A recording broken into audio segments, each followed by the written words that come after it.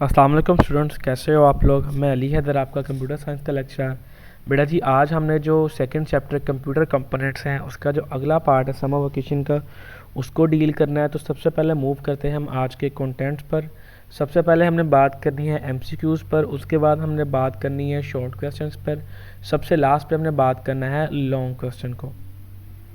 तो सबसे पहले हम मूव करते हैं अपने पहले कंटेंट यानी कि एमसीक्यूज़ पर। हर बेटा जो स्टेटमेंट के 4 पॉसिबल आंसर हैं, हमने जो सबसे बेस्ट वाला है उसको चूज़ करना है। तो हम मूव करते हैं आज के पहली स्टेटमेंट यानी कि स्टेटमेंट नंबर 11 पर, जो कि है software that controls and manage actual operations of hardware is called.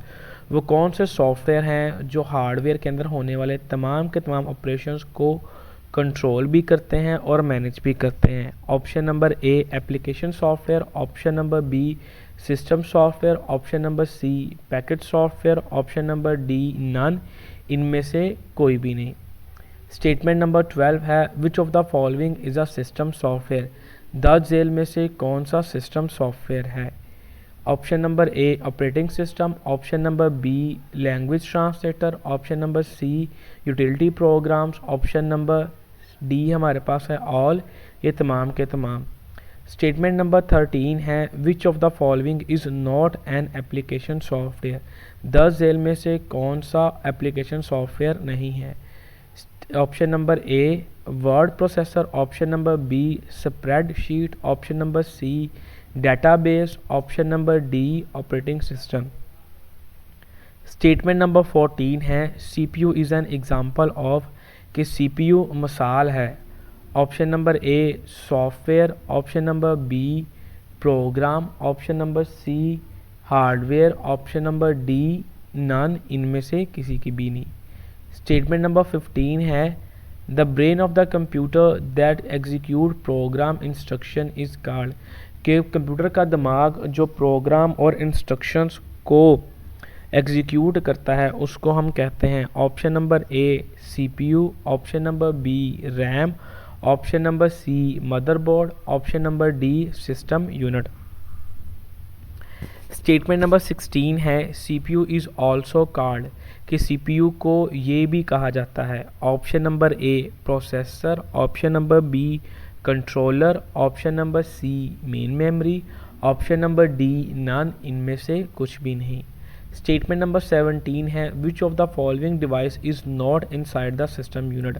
10 जेल में से वो कौन सी डिवाइस है जो सिस्टम यूनिट के अंदर नहीं पाई जाती। Option number A RAM, option number B monitor, option number C hard disk, option number D हमारे पास है जी C D ROM drives. Statement number 18 है which of the following is a part of computer system. 10 जेल में से कौन सा कंप्यूटर सिस्टम का हिस्सा है। Option number A CPU, option number B memory, option number C input output unit, option number D all, ये तमाम के तमाम। Statement number 19 the arithmetic logic unit can perform, के अरिथमेटिक लॉजिक यूनिट ये काम करवाते हैं, ये काम करते हैं। Option number A addition, option number B multiplication, option number C subtraction, option number D all, ये तमाम के तमाम। नेक्स्ट लास्ट जो स्टेटमेंट है वो है statement number 20 the system bus is use to connect the following unit, कि system bus 10 जेल को आपस में जोड़ती है। ऑप्शन नंबर ए सीपीयू को, option number B main memory, option number C input output unit, option number D all, इन तमाम को आपस में जोड़ती है। अब हम मूव करते हैं अपने नेक्स्ट कंटेंट जो कि हैं शॉर्ट क्वेश्चंस। क्वेश्चन नंबर 1 है डिस्क्राइब मदरबोर्ड, के मदरबोर्ड की वजाहत करें। मदरबोर्ड बेटा जो मैं क्वेश्चन के बाद हेडिंग देता हूँ, आपने जब होमवर्क के अंदर लिखना है इसको एज इट इज़ ही लिखना है, और जब हम कोई बात बयान करते हैं तो उसको या कोई इंपॉर्टेंट चीज़ या डेफिनेशन होती है तो उसको आपने इन्वर्टेड कॉमास में लिखना है, जिस तरह के मैंने हर डेफिनेशन को लिखा होता है। मदरबोर्ड आंसर है जी motherboard is a rectangular circuit board, के ये मदरबोर्ड एक मुस्ततीली सर्किट बोर्ड होता है। It is made up of silicon, ये सिलिकॉन से बना हुआ होता है। All component in system unit are connected to the motherboard, के सिस्टम यूनिट के अंदर जितने भी कंपोनेंट्स होते हैं, जितने भी अज्जा होते हैं, जितने भी उसके हिस्से होते हैं, वो तमाम के तमाम एक दूसरे से मदरबोर्ड के ज़रिए में आपस से मिले हुए होते हैं, जुड़े हुए होते हैं। All an electronic pathway on motherboard connect different components of system unit with each other, कि एक इलेक्ट्रॉनिक रास्ता होता है मदरबोर्ड पर जिसमें सिस्टम यूनिट के तमाम कंपोनेंट्स इसके ज़रिए से आपस में कम्युनिकेट करते हैं, आपस में बातचीत करते हैं, डाटा का फ्लो करते हैं, इंस्ट्रक्शंस को पास ऑन करते हैं और तमाम के तमाम काम करते हैं। यानी कि फॉर एग्ज़ाम्पल अगर किसी एक चीज़ को मेमोरी चाहिए तो वो इस मदरबोर्ड के ज़रिए से जो यूनिट होगा CPU, फॉर एग्ज़ाम्पल CPU को मेमोरी चाहिए तो वो रैम तक या रोम तक रसाई हासिल करेगा अपनी। नेक्स्ट जो शॉर्ट क्वेश्चन है वो हमारे पास है डिफाइन सिस्टम यूनिट, के सिस्टम यूनिट की तारीफ़ करे। System unit, it is a set of programs to control and manage the actual operations of a computer hardware, कि ये वो हमारे पास प्रोग्राम्स का मजमुआ होता है जो जितने भी कंप्यूटर हार्डवेयर के अंदर ऑपरेशंस हो रहे होते हैं उनको कंट्रोल करता है और उनको मैनेज करता है। It controls the usages and allocation of different hardware components, कि जो मुख्तलिफ हार्डवेयर के कंपोनेंट्स होते हैं ये उनको कंट्रोल भी करता है, यानी कि उनके जो इस्तेमाल होने की शरह होती है उसको भी कंट्रोल करता है। और जो मेमोरी हम किसी भी एक फ़ाइल को, फोल्डर को या आप कह लो ऑपरेशन को देते हैं, चाहे वो परमानेंटली हो या टेम्परेरली होती है, तो जो मेमोरी की एलोकेशन होती है वो भी सिस्टम सॉफ्टवेयर ही करते हैं। It enables applications programs to execute properly, ये एप्लीकेशन प्रोग्राम को इस काबिल बनाता है कि वो मुकम्मल तौर पर बाआसानी, अफेक्टिवली, एफिशिएंटली अपना काम कर सके, एग्जीक्यूट हो सके। For example operating system such as Windows and DOS, जैसे कि ऑपरेटिंग सिस्टम जैसे कि हमारे पास विंडोज़ और डॉस हो गया। Utility program such as file managers and disk formatters ETC, जिस तरह के यूटिलिटी प्रोग्राम हो गए जिनमें हमारे पास फाइल मैनेजर्स और डिस्क फॉर्मेटर वगैरह हो गए। Language translator such as compiler and interpreter ETC, language translator जिसके अंदर हमारे पास कंपाइलर और इंटरप्रेटर वगैरह आते हैं, जिनको हम पिछले चैप्टर के अंदर बहुत डिटेल के अंदर पढ़ चुके हैं। नेक्स्ट है state the importance of CPU in computer, कि कंप्यूटर में CPU की अहमियत को बयान करें। Importance of CPU is the brain of computer, it is the most important component of computer. CPU computer का दिमाग होता है और कंप्यूटर का सबसे अहम तरीन जुज़ या हिस्सा होता है। A computer can not work without CPU, एक कंप्यूटर CPU के बगैर काम नहीं कर सकता। आल कंप्यूटर्स मस्ट हैव CPU, तमाम के तमाम कंप्यूटर सिस्टम में CPU का होना लाजिम है। It can perform arithmetic and logical operations like addition and subtraction ETC, ये अरिथमेटिक और लॉजिकल ऑपरेशंस करवाता है जैसे कि जमा और तफरीक वगैरह। It executes instructions and controls other parts of computer, ये जितने भी हमारे पास इंस्ट्रक्शंस होती हैं सिस्टम के अंदर उनको एग्जीक्यूट करता है, उसके साथ साथ जो बाकी तमाम के तमाम पार्ट्स होते हैं उनको कंट्रोल करता है, उनको मैनेज करता है। जैसा कि अभी हमने पढ़ा कि जो कंप्यूटर का जो दिमाग होता है वो CPU होता है। जिस तरह कि हम जानते हैं अगर इंसान के अंदर दिमाग ना हो तो वो कोई भी काम नहीं कर सकेगा, इस तरह अगर कंप्यूटर के अंदर CPU ना हो तो वो भी अपना काम नहीं कर सकेगा, क्योंकि दिमाग का काम होता है सोचना, चीज़ों को प्लान करना, उनको डिवाइड करना, कौन सा बंदा क्या काम करेगा, किस तरह से करेगा, यही चीज़ें हमारे पास यहाँ पे होती है।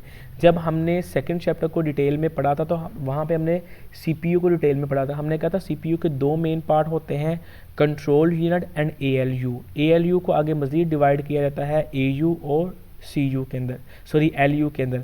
अब कंट्रोल यूनिट यहाँ पे सिर्फ और सिर्फ सुपरवाइज कर रहा है, जबकि जो एग्जैक्ट में एक्चुअल में एग्जीक्यूशन होती है प्रोग्राम्स की वो हमारे पास AU यानी कि अरिथमेटिक यूनिट और LU यानी कि लॉजिकल यूनिट के अंदर हो रही होती है।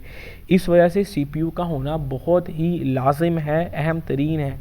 अगर CPU नहीं होगा तो कोई भी टास्क या कोई भी ऑपरेशन या कोई भी इंस्ट्रक्शन या डाटा जो हम कंप्यूटर को देंगे वो परफॉर्म नहीं होगी, कोई भी उसके ऊपर काम नहीं किया जाएगा। नेक्स्ट शॉर्ट क्वेश्चन है what is the use of computer storage, कि कंप्यूटर स्टोरेज का इस्तेमाल बयान करें। Computer storage, the unit that is use to store programs and data is known as computer storage. वो यूनिट कंप्यूटर सिस्टम का जो programmes को और डाटा को स्टोर करता है उसको कंप्यूटर स्टोरेज का नाम देते हैं। It is also known as computer memory, इसको कंप्यूटर मेमोरी भी कहा जाता है। Two types of computer memory are main memory and secondary memory. दो तरह के कंप्यूटर मेमोरी हमारे पास होती है यहाँ पे, एक को हम मेन मेमोरी का नाम देते हैं और दूसरी को हम सेकेंडरी मेमोरी कहते हैं।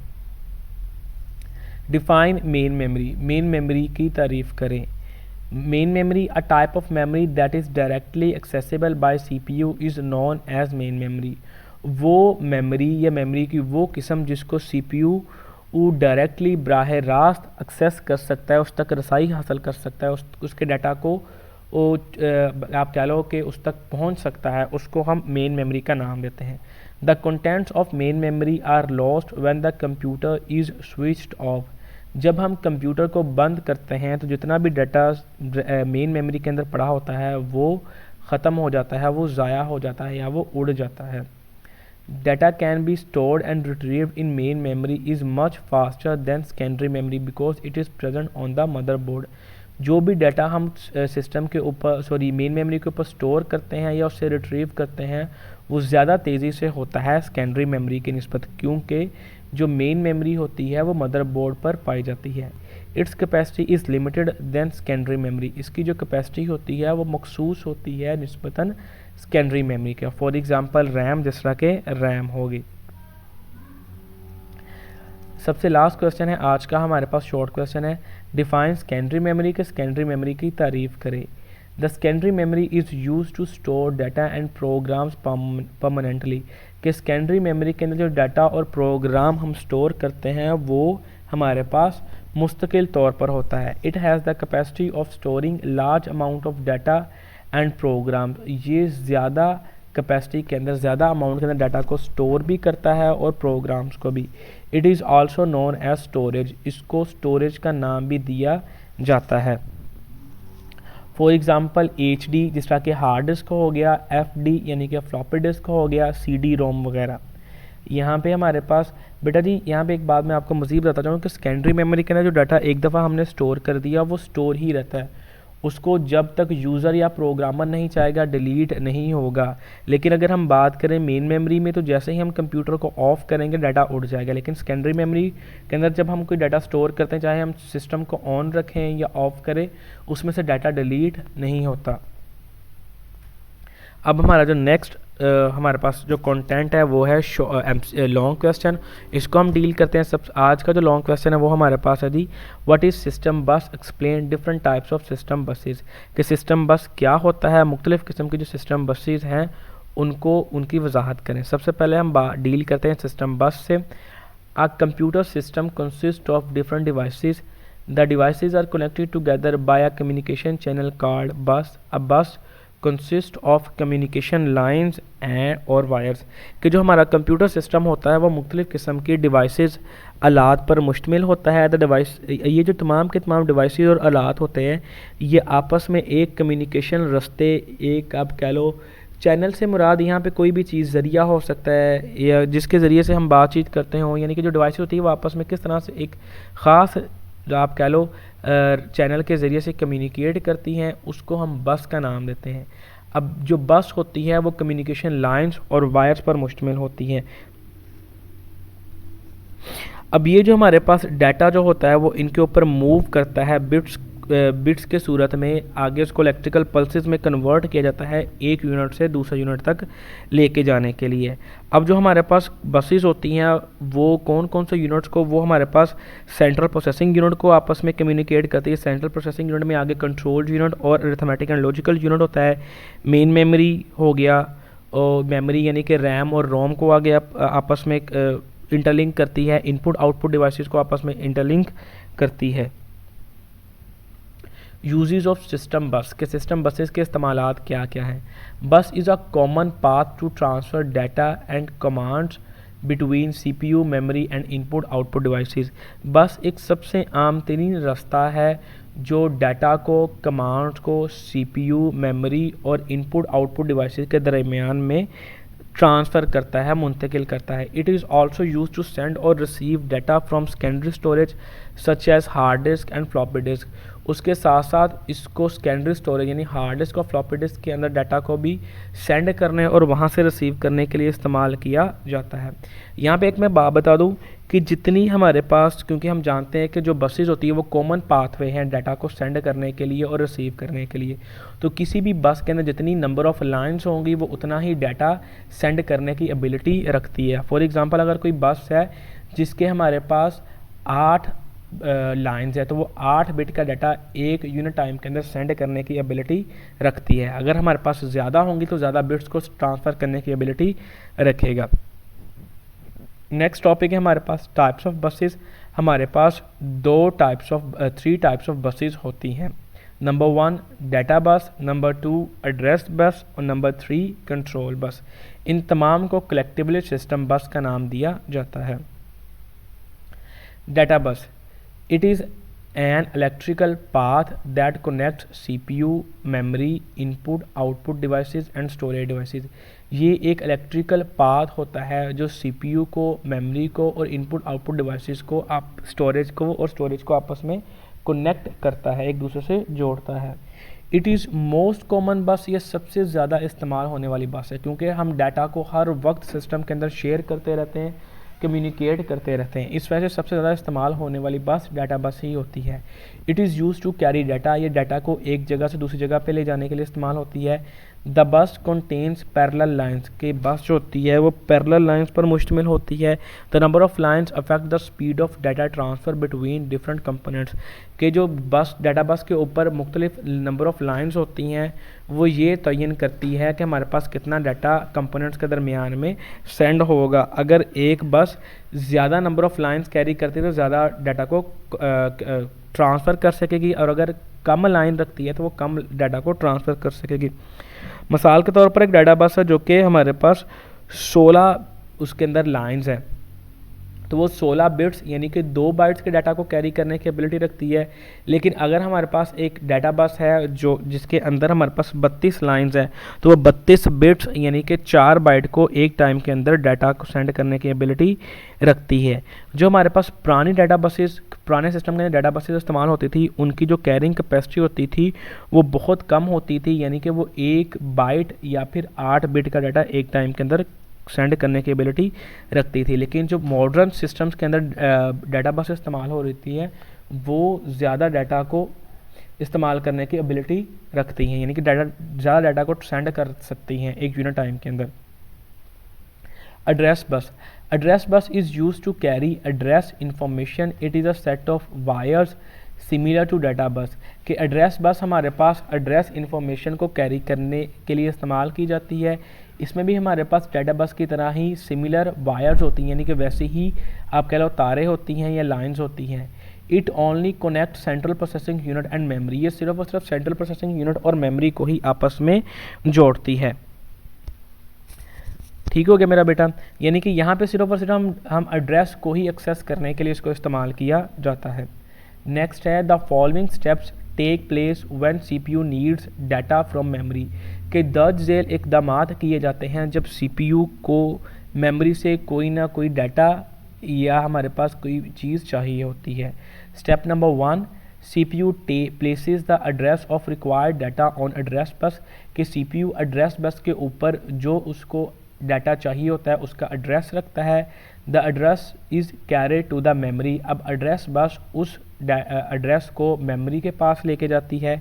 The data from the requested address is fetched and placed on data bus, कि अब जो डाटा उसने मंगवाया होता है CPU ने वो क्या करती है, जो मेमोरी होती है वो उसको एड्रेस बस से पढ़ती है, उसको मेमोरी से अपने से लेके डाटा बस के ऊपर रख देती है। Data bus carries the data to CPU, अब वो जो डाटा बस होती है वो जो डाटा मेमोरी ने उस पर रखा होता है वो उसको CPU के पास लेके आती है और CPU तक लेके आने के बाद CPU उसको इस्तेमाल करता है। बेटा जी यहाँ पे भी वही बात है कि जितनी नंबर ऑफ़ लाइंस होंगी हम उतने ही ज़्यादा मेमोरी को एक्सेस कर सकेंगे। अगर फॉर एग्ज़ाम्पल अगर हमारे पास कोई डाटा बस है जिसके अंदर एड्रेस बस है जिसमें 8 लाइंस हैं, तो वो जो मैक्सिमम मेमोरी लोकेशंस को एक्सेस कर सकती है वो होगी 2 की पावर 8 इक्वल्स टू 256, यानी कि 256 लोकेशन को वो एक्सेस कर सकती है। और अगर यही हमारे पास नंबर ऑफ़ लाइंस 32 हो जाए तो वो हमारे पास 4 GB तक मेमोरी को एक्सेस करने की एबिलिटी रखती है। नेक्स्ट टॉपिक है हमारे पास control bus. Control bus is use to carry control information from control units to other units. कि कंट्रोल बस क्या करती है, वो इंफॉर्मेशन को, डाटा को कंट्रोल करती है जो किसी भी यूनिट्स तक आता है। The control information is use to direct the activities of all the units. ये जो कंट्रोल इंफॉर्मेशन होती है ये क्या करती है, तमाम की तमाम एक्टिविटीज़ को डायरेक्ट करती हैं, जो भी एक्टिविटीज़ जितने भी तमाम के तमाम यूनिट्स के अंदर हो रही होती हैं। बेसिकली जिस तरह हमने पढ़ा था कंप्यूटर CPU के अंदर कि जो CPU के 2 मेन यूनिट होते हैं, कंट्रोल यूनिट कोई भी काम नहीं करता बल्कि वो असिस्ट करता है तमाम की तमाम एक्टिविटीज़ को। इस तरह जो कंट्रोल बस होती है वो भी असिस्ट करती हैं, जितना भी जो मूवमेंट हो रही होती है, डाटा की रिक्वेस्ट आ रही होती है, रिक्वेस्ट जा रही होती है, डाटा ट्रांसफ़र हो रहा होता है, डाटा रिसीव हो रहा होता है, इन तमाम की तमाम एक्टिविटीज़ को कंट्रोल बस से भी मॉनिटर कर रही होती है, उनको मैनेज कर रही होती है, उनको कंट्रोल कर रही होती है। यही वजह कि इसको कंट्रोल बस का नाम दिया जाता है। थैंक यू बेटा जी। अगर आपको कोई इशू हो तो इस मेल आईडी पे मेरे साथ कांटेक्ट करें। फ़ी अमानिल्लाह।